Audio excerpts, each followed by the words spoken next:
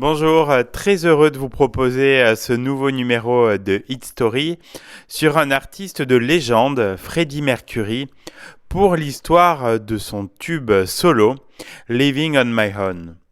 La disparition de l'artiste le 24 novembre 1991, à l'âge de 45 ans, avait suscité une immense vague d'émotions et laissé un grand vide dans le paysage musical. Avec son empreinte vocale unique et son charisme hors du commun, Freddie Mercury a considérablement marqué les années 70 et les années 80 avec le groupe Queen. La sortie d'un titre posthume en 1993 semble avoir comblé les fans du chanteur.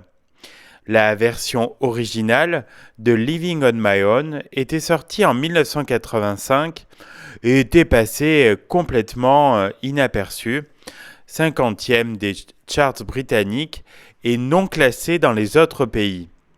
Ça ne va pas être le cas pour le remix dance de ce titre, produit par No More Brothers, qui apparaît sur les ondes radio en 1993.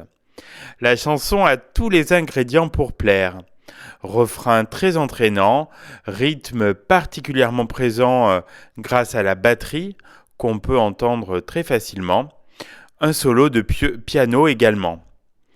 Le passage de la chanson qui revient souvent fait aussi partie d'une autre chanson de Mercury, I Was Born to Love You, avec ses paroles inoubliables.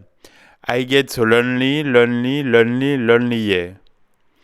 Vous vous souvenez aussi sans doute du clip montrant Freddie Mercury dans une fête costumée à Munich à l'occasion de son 40e anniversaire.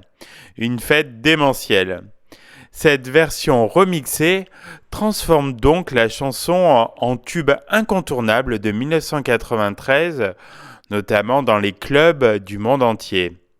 Living on My Own réussit la double performance de se classer directement à la première place des ventes en France et d'égaler le record de longévité détenu par Jordi depuis 1992.